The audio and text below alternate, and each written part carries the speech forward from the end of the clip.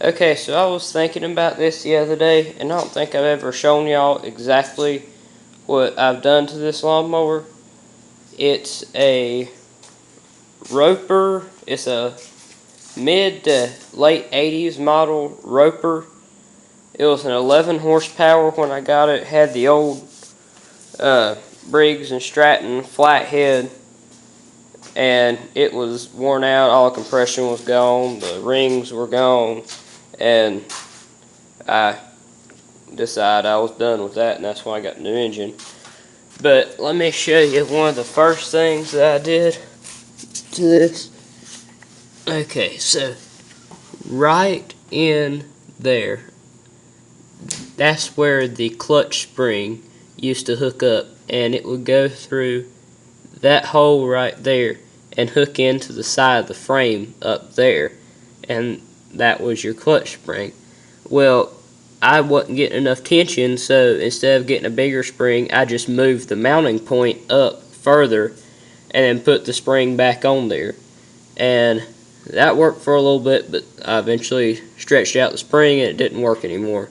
So just a few days ago, that last week, I put this spring on there. It's a little overkill.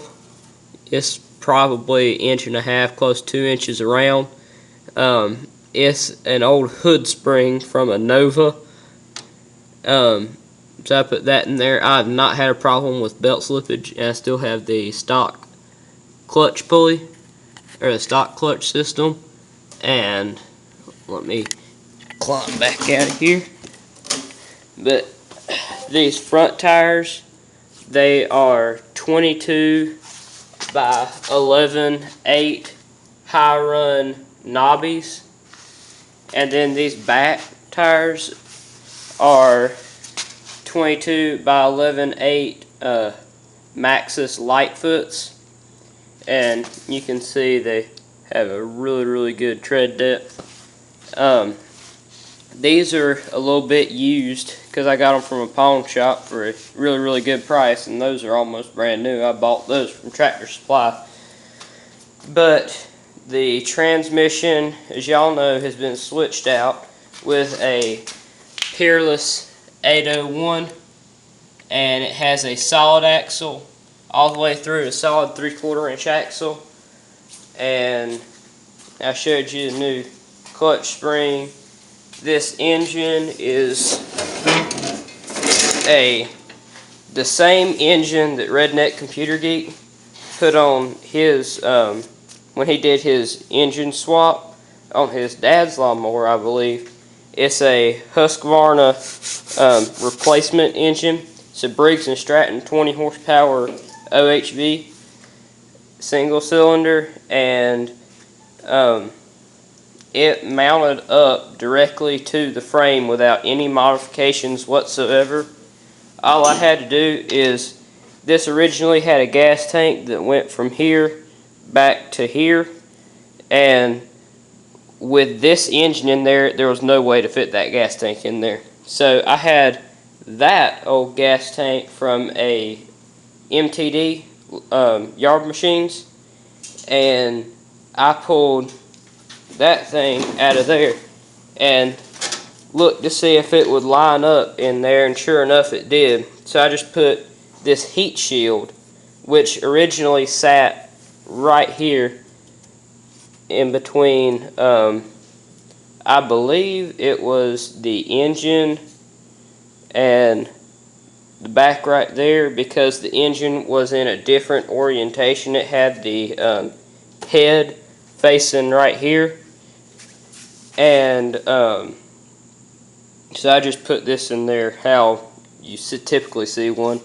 And I have this gas line, and I really need to do something different, put a guard over it or something. Just goes from the bottom of the gas tank around, and then right there underneath the fuel or the oil filter, and then back up there.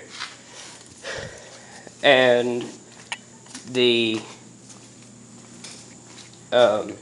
straight pipe, I'm not going to keep it straight pipe because it's just so darn loud and it wears out your valves pretty fast. So I'm going to buy a muffler so I can mount it up there and just have either a short little muffler that stops right here, or I might do a little short stack, but I'm not sure yet.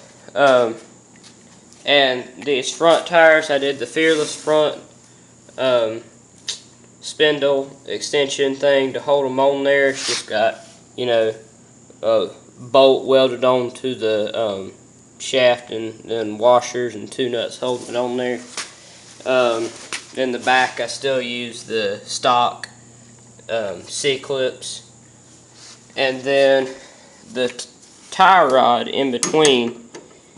It used to be the old, just that top piece right there.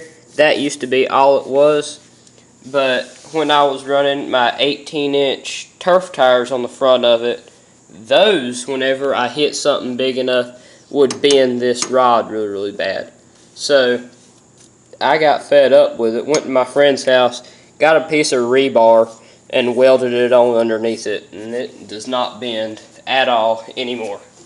So I didn't lock the front suspension because this isn't a high-speed machine or anything like that. It only tops out at 15 miles an hour, maybe. Still got the stock intake for that engine. I rewired everything, and I rewired it incorrectly, so I'm going to have to go back and redo it. I'm just too lazy to. It's rigged up with a toggle switch right here. Power on, power off, and then push button start. Here in the next few days, maybe the next couple weeks, I'm going to rig up a gas pedal and do like Fearless Front's gas pedal and mount it right there with the bike brake cable. Then these right here are my brakes. I got fed up with the really, really long rod going from the bottom of my clutch all the way back to the transmission. So I decided to go ahead and take this, which used to be what held the deck up, I believe, or what would allow you to raise and lower the deck. But I just went underneath it right here, lay back down, and hooked it up right there with a I can't remember, I think it's a 1/4 inch rod. Goes all the way back to there onto my brake rotor. And I've got to get new brake pads because the ones that I sort of jerry-rigged in there are already worn out. But that's, my mom is leaving. That was rude. But that's all that I can think of right now. I'm pretty sure I'll remember something else. I might mention it in another video. But I've got a whole lot of money invested in this thing, so I'm going to really, really try to keep it running for a long, long time. Oh, and my paint job. That I did all the paint myself. I forgot what kind of paint it is. I think it's I can't remember it. But anyway, it's like a really heavy duty paint, and I went ahead and coated all that with it. But that's about it. I'm gonna have to take apart the transmission soon and clean it because I'm pretty sure it's full of water, and I'm gonna have to put some mounts on my frame right here because I don't even have the front of the transmission mounted right now. I know that's a bad idea, but it works. But that's it for this video. Wait on the next one. That's when I might do a like crawling or something like that. I don't know. I sort of figure these videos out as I go along. So that's it for today. Give you one last shot of the big old beast of the east. See y'all later.